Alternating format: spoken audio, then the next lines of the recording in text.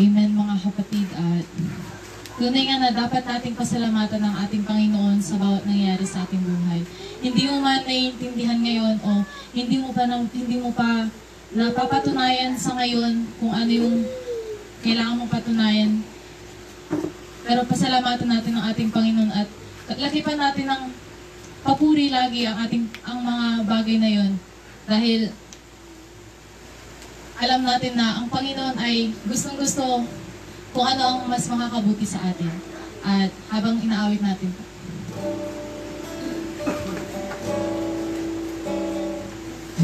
Ay mabuti bawat sandali sa habang buhay ay mananatili.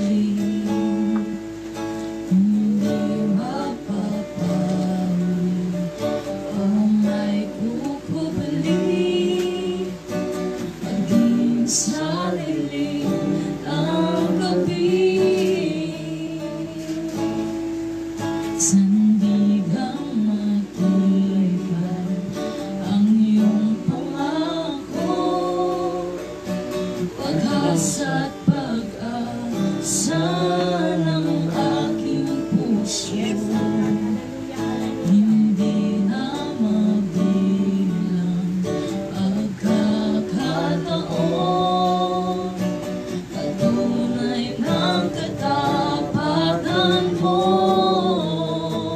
sa dalamhati at sa kabiguan, sa pagluha ng puso na sugatan, sa pagsubok na iyong pinahihintulot ng salamat, Panginoon,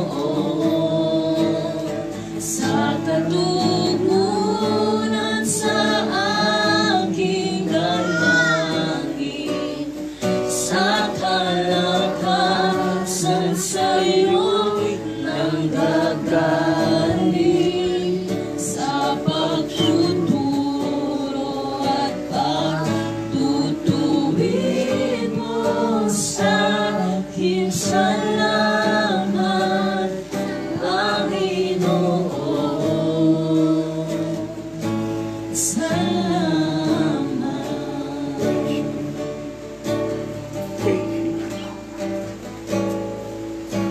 Ikaw ay mabuti bawat sandali sa habang buhay ay mananatili.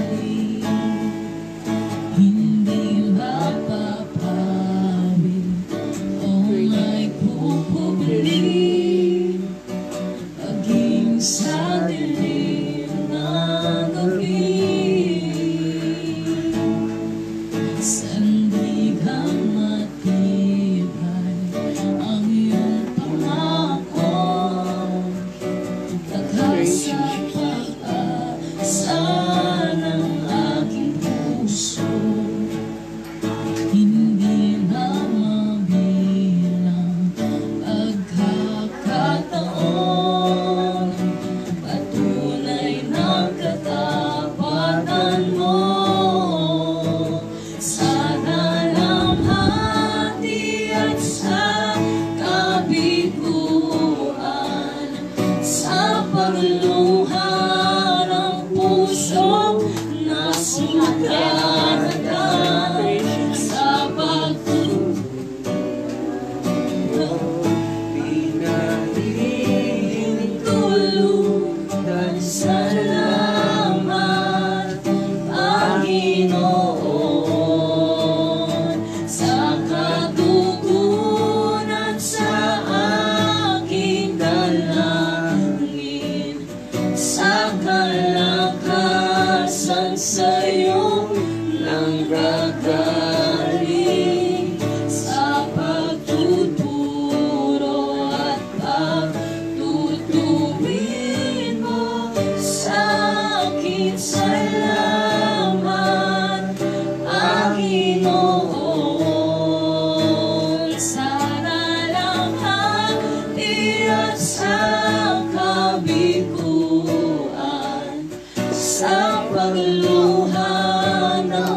pusong nasugatan sa pagsubok na iyong pinahintulot ng salamat, Panginoon, sa katugunan sa aking dalangin, sa kalakasan sa iyo nanggagaling, sa pagtuturo at pagtutubin mo sa akin. Salamat, Panginoon, ikaw ay mabuti, ikaw ay tapat,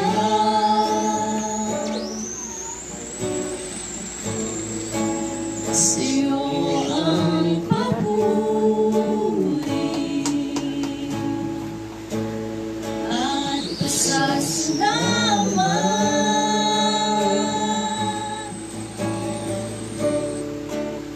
Ikaw ay mabuti, ikaw ay tapat,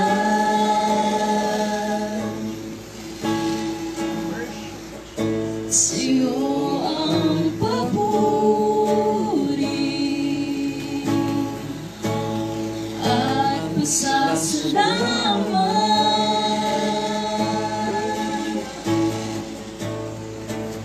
Sa dalamhati at sa kabiguan, sa pagluha ng pusong nasugatan, sa pagsubok na iyong pinahintulutan, salamat, Panginoon,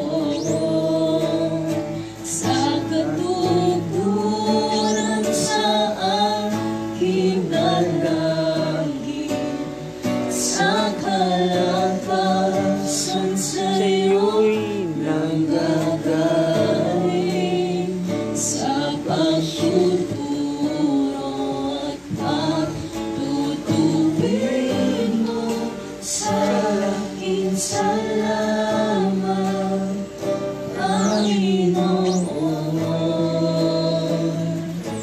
salamat. Bigyan natin ng pagpili ang Amen, mga kapatid at mga kaupo na ba tayo lahat?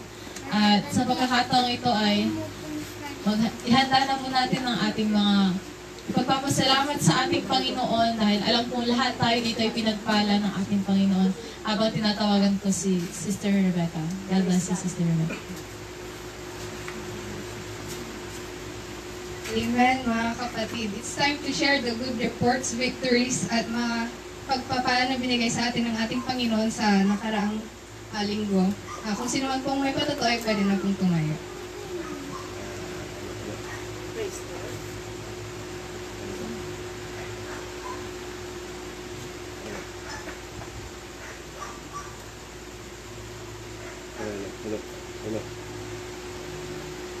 Hello. Ako'y nagpapasalamat sa ating Panginoon dahil ginanap muli yung Bible study dito sa amin. Kaya nagpapasalamat ako sa Panginoon. Bagamat may sakit ang aking asawa, ay nagpapasalamat pa rin ako. Alam ko na pagagalingin ng ating Panginoon ang ating kapatid na si Karina. At salamat at pinutubay lahat ng aking pangailangan sa aming pamilya. Binabalik ko ng papulit pagsamba sa ating Panginoon. Amen. Sino po mga kapatid? Wala po bang pinagpala mga kapatid?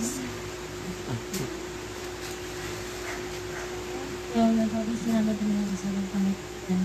Nakalating po ulit dito sa Bible study.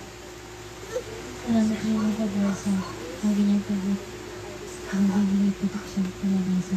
Kapag sila po na kadali niyo kung nag-isip ako ko kung nasa ibang bansa. Pinabalik ko na rin ang patuloy sa bansa sa ating Panginoon.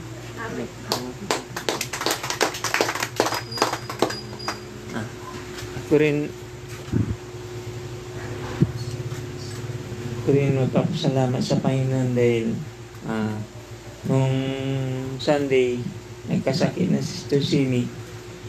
Parang bumibigay din yung katawan ko, pero papasalamat ako sa Panginoon dahil yung kalakasan binibigay niya pa rin sa akin, at alam ko na ang Panginoon na siyang gumagawa ng way para hindi ako magkasakit, dahil pag akong nagkasakit manghihina kami lahat ng mga kapatid. Kaya papasalamat ako sa Panginoon sa kabutihan niya at sa protection niya sa araw-araw na pagbibiyahe ko rin. At saka nagpapasalamat ako sa Panginoon nung nakarang Friday ba yung pumunta ako kay Sister Virgie, kunin ko yung sasakyan ni Sister Michelle. Nung bigla akong lumikod dun sa madulas pala yung tubig dun, muntik na akong nabaliktad. Pero nagpapasalamat pa rin ako sa Panginoon dahil sa kanyang protection. Kaya binabalik ko lahat ng puri pasalamat sa ating Panginoon. Ayan. Truly, God is our healer, mga kapatid. Kung wala na pong testimony, kunin ko na rin po yung pagkakataon na ito para magpasama sa ating Panginoon sa opportunity na magamit ngayong gabi at sa patuloy na protection and guidance kay Papa na araw-araw po ang pasok sa malayo, and sa pagpapala na binibigay sa akin, sa kapatid ko na nagre-review, at sa mga pinagpupunan namin ng income. Yun na lang po. To God all the glory. Amen, mga kapatid. At last chance. Sino pang gusto? Sino ba? Ayan. Kukunin ko na rin po yung pagkakataon na ito kung magpasalamat sa ating Panginoon sa araw-araw na binibigay niyang protection sa buong family namin and sa bawat sektor ng pamumuhay namin. And ayun, yun nga, nung nakaraan, medyo may ano yung nalamunan ko, may lump na siya eh. Yung pagigising ako, ang hirap lumunok. Pero thank God kasi hindi yun tumuloy, nakaawit pa ako para sa ating Panginoon at patuloy ko nagagamit ang aking boses para sa ating Panginoon. At ayun, sa hindi na pagtatagal ay tayo pong tumayo lahat at natawagan ko po ang pinakamagandang Clara. Ayun. God bless you. Ito sa inyo lahat ng kapatid. Alam ko siya ang tumulay sa akin.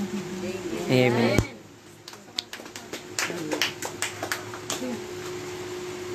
Bakit hindi gumagana yan?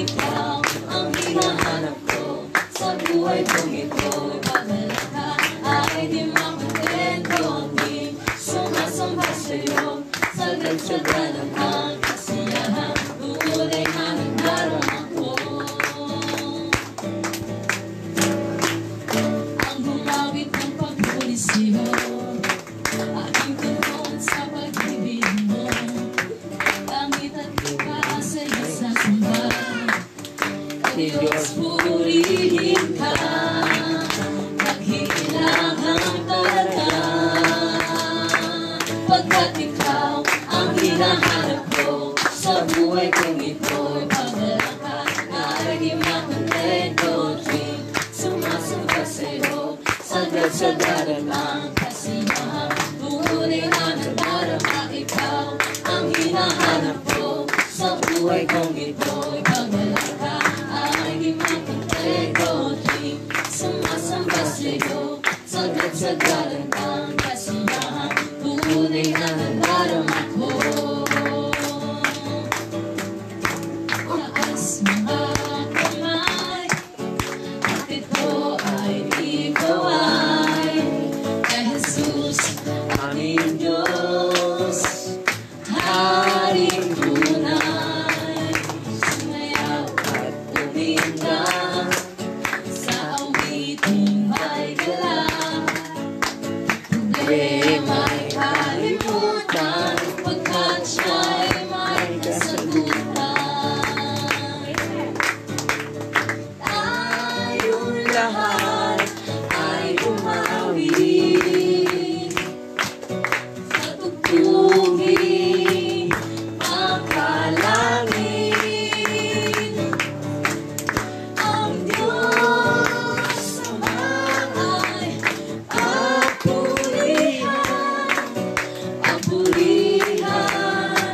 banal ng pangalan. Taas mga kamay, at ito ay ikaw ay kay Jesus, aking Diyos, Haring tunay. Sumayaw at tuminda sa awiting may galak. Problema'y kalimutan, pagkat siya'y may kasagutan. Tayong lahat ay umawi sa tugtugin, makalangin. Ang Diyos Ama ay papurihan, banal niyang pangalan. Papurihan, banal niyang pangalan. Amen mga kapatid. At palakpakan pa po natin ang ating Panginoon.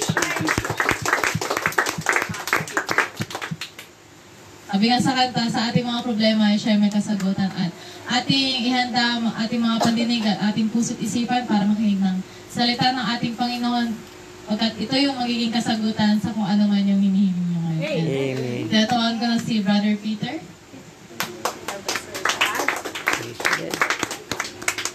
Kat mga kapatid, handa na ba tayong Amen. makinig ng sa ating Panginoon? Bago tayo mag-umpisa, manalangin po muna tayo mga makinig. Amen.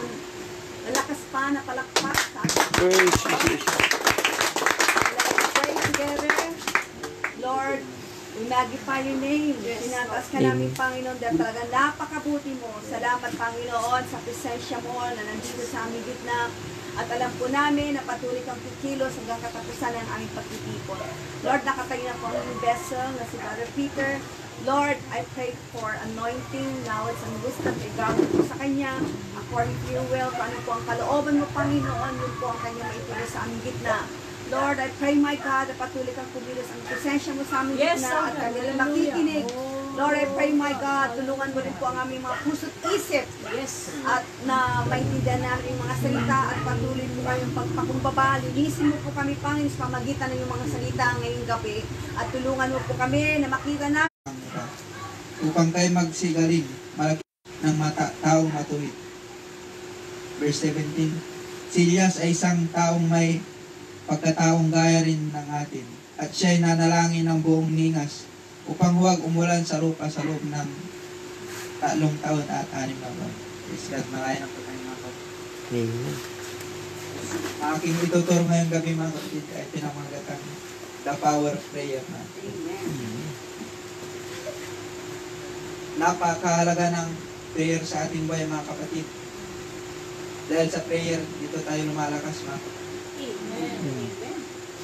Kaya wag nating kalimutan na manalangin sa bawat araw mga kapatid dahil sa prayer mga kapatid. There is a power mga kapatid.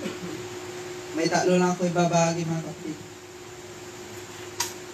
Una mga kapatid, pray for one another mga kapatid. Amen. Malaking bagay o pribileyo na tayong lahat ay magsipanalangin sa bawat isa Amen. sa atin dahil malaki nagagawa ng panalangin kung nagniningas ito. Sabi nga sa James chapter 5 verse 16, malaki ang nagagawa ng maningas na panalangin ng taong matuwid. Kaya tayong lahat ay magtulungan sa pananalangin. Lagi natin ipanalangin ang bawat isang mga kapatid. Pangalawa mga kapatid, fervent prayer. Dapat araw-araw tayo nanalangin mga kapatid. Sa pagkagising lang sa umaga mga kapatid, manalangin ako tayo. Dapat laging maapoy at nag-iinit ang ating panalangin sa ating Panginoon mga kapatid. Dahil sa panahon natin ngayon, di natin alam kung ano ang mangyayari. Yes. Amen. Sabi nga sa Proverbs chapter 27 verse 1, huwag mong ipaghambog ang kinabukasan sapagkat di mo nalalaman kung ano ang ilalabas ng ibang araw. Hindi natin alam mga kapatid, baka mamaya bukas ay kunin na tayo ng ating Panginoon. Kaya dapat lagi tayong manalangin mga kapatid. Paalala mga kapatid, pray earnestly. Manalangin ng buong ningas kapag may ganito tayo mga kapatid. Sigurado mananatili ang kapangyarihan ng binigay sa iyo ng Diyos mga kapatid.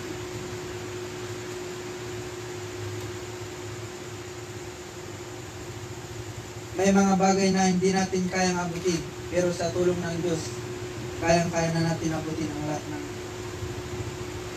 ating gusto abutin.